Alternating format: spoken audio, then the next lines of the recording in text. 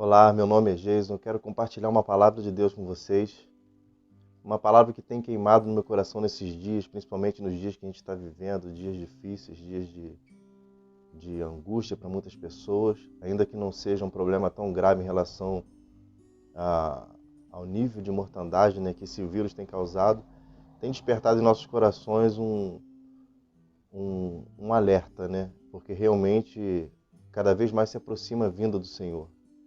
E uma palavra que tem queimado muito no meu coração é a respeito da relação entre, entre o coração do homem com os cuidados da vida e a vinda do Senhor, né? Porque existem muitos trechos das Escrituras que relacionam a vinda do Senhor em um momento onde o nosso coração estava totalmente voltado para as coisas dessa terra.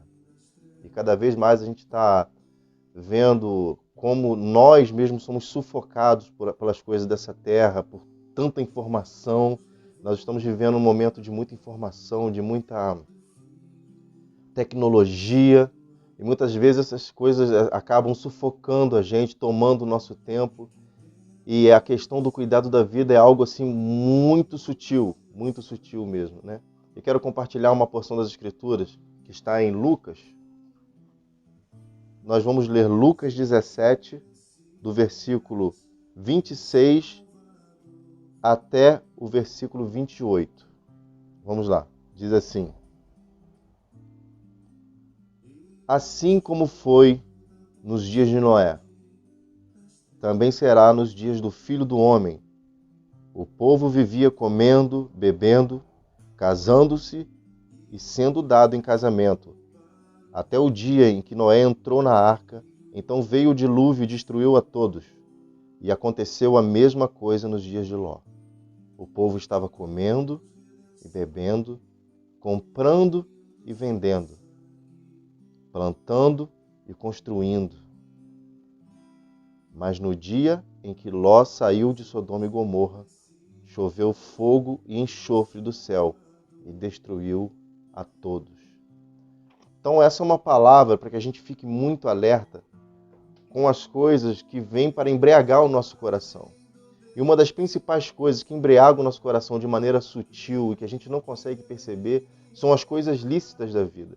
Na parábola lá das bodas, Jesus fala que a parábola que o Senhor foi convidando muitas pessoas pelos caminhos para o casamento do seu filho, né? E a um deu uma desculpa que tinha acabado de casar, outro deu uma desculpa que tinha acabado de comprar uma junta de bois, outro tinha acabado de comprar uma terra. Se você for percebendo, todas as desculpas dadas nessa parábola que Jesus conta, elas são desculpas assim bem lícitas, porque, por exemplo, uma pessoa que casou, ela tem que cuidar do seu casamento. Logo, aquilo é algo importante. Ela não poderia, mas ela não poderia, no caso, né, deixar de fazer aquilo. Ela não poderia negligenciar o seu casamento. Ela não poderia negligenciar os seus negócios. Ela não poderia negligenciar aquilo que ela acabou de adquirir, né, como algo realmente muito legítimo. Mas as Escrituras são bem claras quando dizem que nós não podemos servir a dois senhores. E Jesus coloca os dois senhores como quem? O Senhor, Deus, o único Deus verdadeiro, e Mamon, o dinheiro, as riquezas, os cuidados dessa vida. E é claro que quando a gente fala em cuidados da vida, os cuidados da vida eles são muito mais abrangentes do que a gente imagina. Ele vai muito além do que a gente pensa.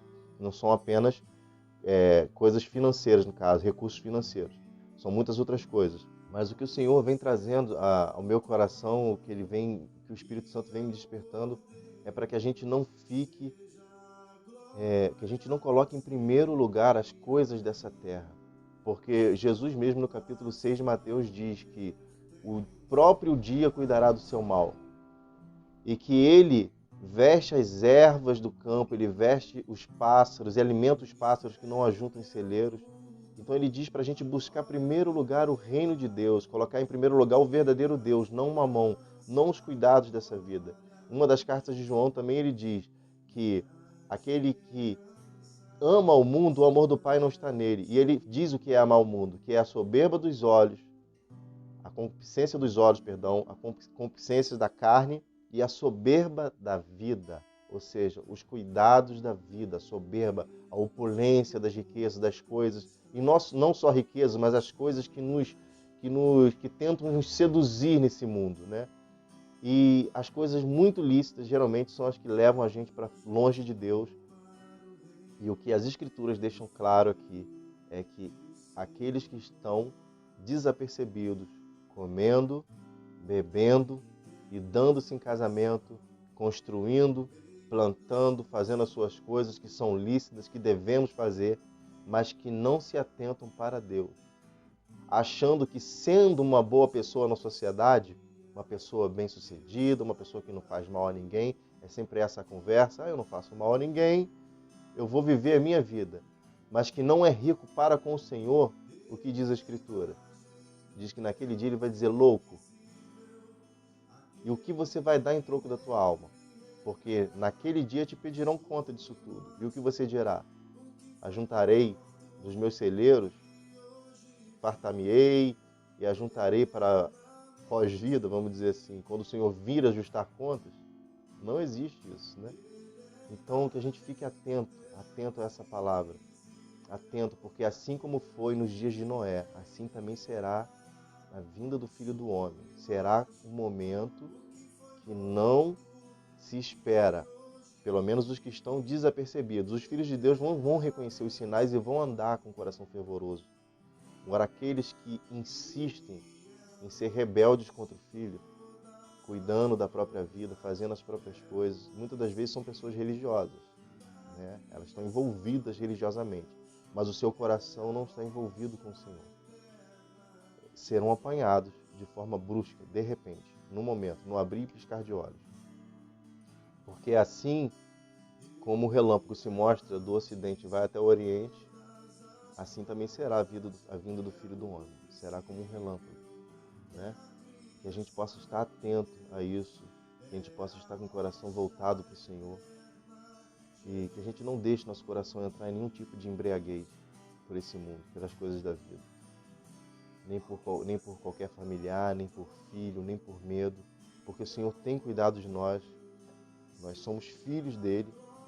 E importa que a gente tenha fé, importa que, como diz a Escritura, que aquele que se aproxima de Deus creia que Ele existe e que Ele é galardoador, recompensador daqueles que o buscam. Então busque primeiro o Senhor, busque primeiro o reino de Deus e a sua justiça, e as demais coisas serão acrescentadas.